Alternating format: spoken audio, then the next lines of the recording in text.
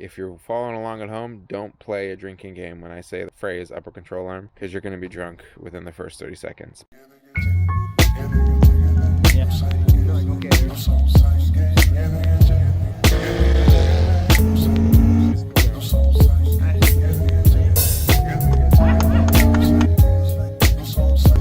Stop it. We're not saying that on camera.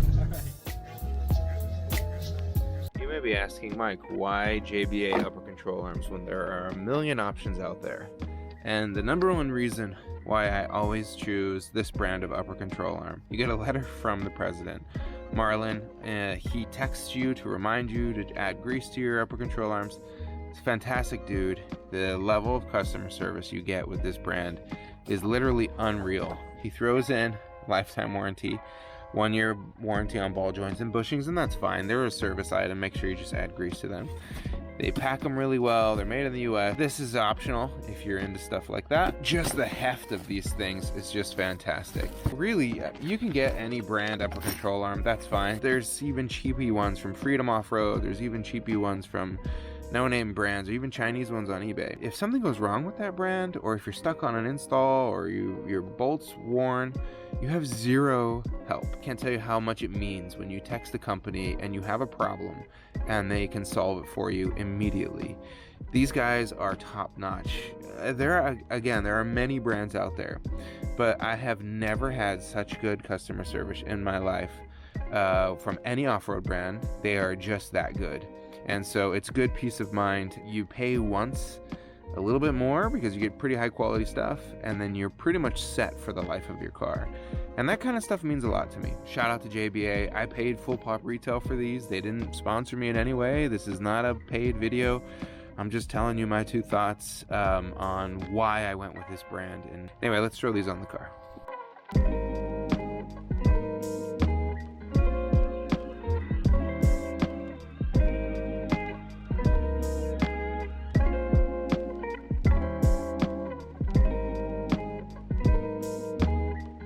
Alright, now that you got the wheel off, the car on jack stands so you won't die, it's a good time to inspect all the previous work that we did before. Are things like this tight?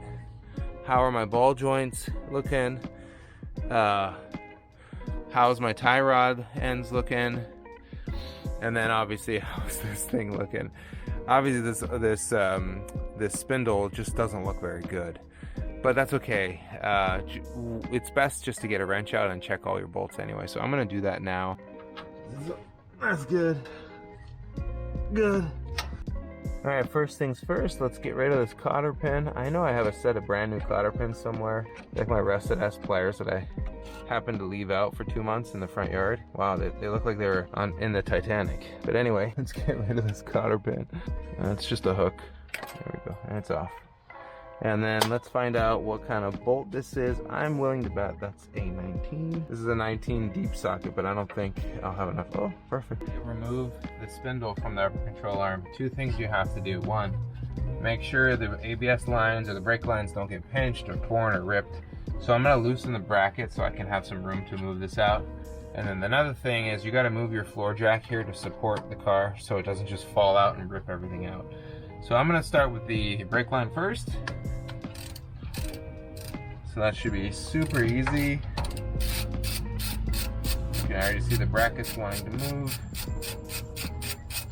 And then all I'm gonna do is move it out of the way if I can.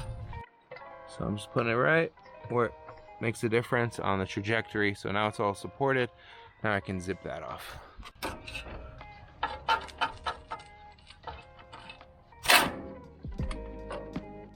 All right, we got it out, and you can see how much further back the spindle rotated. And if I didn't support everything, like we're already at like max tension here, it would have fell and I would have broken my ABS line. Actually, I probably need to zip that off anyway. So I'm gonna buy myself some slack, but you can see, I mean, it's like max right now. Thank goodness for this floor jack holding it in place. And I'll pop off this one on the top here. It's a 10 mil, just to give me a little bit more slack. Now that you've removed the ABS line, which was a little tweaked, oh well. Pop these off and then open up the flap here. You don't really need to open up the flap in there because you can throw an open-ended on here or a ratchet. Definitely has room to fit. And then you're gonna pull this bolt all the way through. It's kind of a pain in the butt to get to.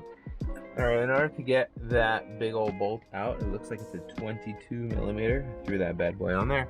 And we have a giant 22 open-ended wrench that should just pop in perfectly. All right. Now I don't think I can do any torquing from here. It's just gonna be too hard. But I'm gonna throw a ratchet on the end of that and maybe I can hammer this with a hammer. All right, before you really crank down on any of the bolts, you can see inside the engine bay here, the bolt that goes through the frame actually hits quite a bit of the battery terminal stuff in here, right? So like you have this big cord, and that's going to your fuse box. You have this, it's going to here, and then you have your, goes your battery. And it looks like it's like popped in place right there with a little clip. So I'm gonna try and move it forward off that clip so I can at least get some slack. I really don't wanna have to remove my battery.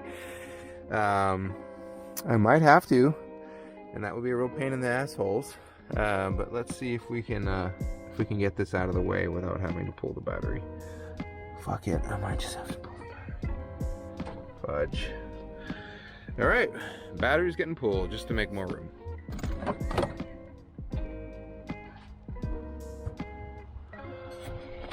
All right, now with the battery pulled, I have access to this clip here, and I can reach in and pull it and open it up and move this wire out of the way. Throw on the 22 open-ended, put it on the nut, and then grab my soft blow mallet so that way it doesn't pop back in my face, and hammer as hard as I can. That's the only way I can get this bolt off, and you guys get to watch me do that now.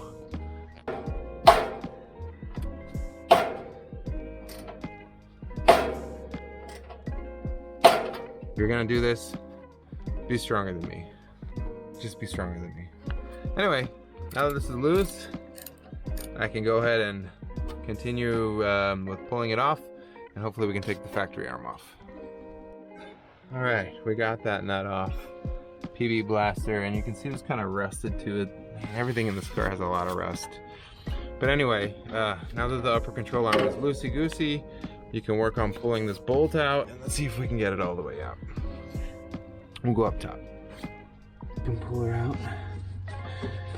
Obviously the cable's gonna be in the way, but there we go.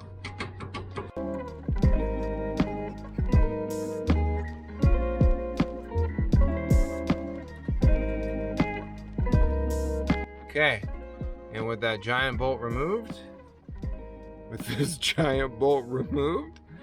we can pull the upper control arms. Oh, I hate you. Good time to compare the factory upper control arm versus the JBA. And so I lined them up with the holes, and you can see the factory actually has a angle or a V that puts the uniball a little bit more forward than the JBA. The JBA moves it further back. You can see here this arm is straight, whereas this kind of just tapers and goes here. So that actually makes the spindle move back more. Also, the JBA should allow for a little bit more movement for the ball joint than the factory one. And a good way to see that is that's like super torqued max. Here's the factory one. It doesn't even stay. It's gonna hit this collar here. So the JBA allows just for a little bit more droop and a little bit more articulation from the factory spindle. The beauty of the JBAs is you have this full book that tells you everything you need to know on how to install, remove, tells you like press in the inner bushings. They're already pressed in, thank goodness. It tells you how to replace your bushings. It tells you your alignment settings, what they should be. So I'm going to take this to my alignment tech later. Obviously you can get some merchandise. It also tells you the order in which you need to put your washers. They include new washers in here. Luckily on this, they're all the same. This little hole here is your ABS line, and obviously the ABS line is on the inside of the car. So dead giveaway is that this would be the driver's side of the car. So anyway, we're gonna pop this back in, throw the bushings like they said. That way it has something to hold against when you squeeze grease in there, and reuse the factory bolt, and we should be good to go. When you're doing the install, the lubricant just helps everything go back together a lot easier. That's what she said. I got the bolt in with no help, and the trick is put the bolt somewhere on this side and let it like stick against something. Put your washer on the outside of the upper control arm and bring it up to the bolt. Then put the bolt through the first part of the upper control arm so it kind of just stays in place. Then it'll kind of wedge itself, go to the top of the car and shove the bolt through the hole. Then it'll kind of be cattywampus, then come on over here and continue shoving the bolt down. I greased the bolt up so you can see my hands, so it was kind of hard to do, but once you get it started, then you can throw these two other bushings on. If you try and hold it and feed the bolt in at once, it's not gonna go. So really just kind of like one step at a time. But it's starting to look a lot better. Thumb too, once you start to crank things down, you want your upper control arm to be level, not down, because it'll bind. Obviously I didn't fill anything with grease yet, but there is that like assembly grease that I put on. And so now I can really crank down this bolt with my open-ended 22 here. And the cool thing is the tension of the upper control arm will hold the other head of the bolt in place as I tighten it. So it's not really spinning as I crank this down, which is super helpful if you're doing this with one person. Now that you got the bolt torqued down and the hard lines back in place, moving the spindle back in place is super duper simple. Literally just kind of find it, and then this can help you pivot and throw it back in the hole. I'm gonna put you guys down so you can see me do it because I need two hands. And then it's just a matter of cranking this down and then filling everything up with grease, and you're almost done. Pro problem here. And there's your nut for the castle nut, or it's actually not a castle nut, but it's a nut that's gonna need to go back in place there. And then they give you new hardware. Boom, it's back in. Then they give you new hardware to pop in your ABS line up top here. That's what these are, because the factory one it's not threaded like the factory one is, so you just gotta pop this on and hold your ABS line in place. That's it in place, and this might be deep enough to get more torque on it. There we go. Yeah, cool. Nice and torqued down. And so that's just started. Now we should finish that up to zip this all together, and then I can pop this back on and enjoy the fruits of my labor. Oh, and grease it up too. Like those folks at JBA were really onto something. This is a nifty difty 22, because everything else up there is a 22, so why not make this not a 22? And thank goodness, because oh, I didn't want to have to redo this, but it'll tighten itself back up. So here we go. Before you zip this back, make sure you check this hard line here. I don't know why Sequoia made this a hard line. It's so freaking stupid, but make sure that's not bent, and then you can zip this back, or broken, and you can zip this back in place. Just to make sure everything's in spec, the instruction manual says to torque this down to 60 foot-pounds. So let's see if we can get that. There you go. Wow, I'm stronger than I thought right on the first go. So that's 60 foot-pounds on that nut there.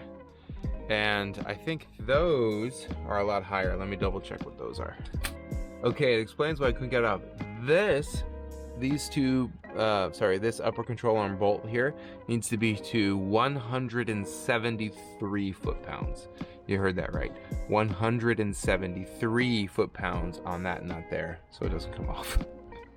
My favorite part of any JBA upper control arm install, greasing up the joints. And the instructions on these are super simple. Grease these until you start to see grease come out of the joints, both sides there. And then this one, just really fill up the bag and you'll start to see it inflate. I wish I could mount the camera up here for you guys, but of course I have to mount you guys back down on the floor so you can see what I'm doing, and then I'll grease these up. But don't forget, that's the most important part of these UCAs. This is coming. There we go.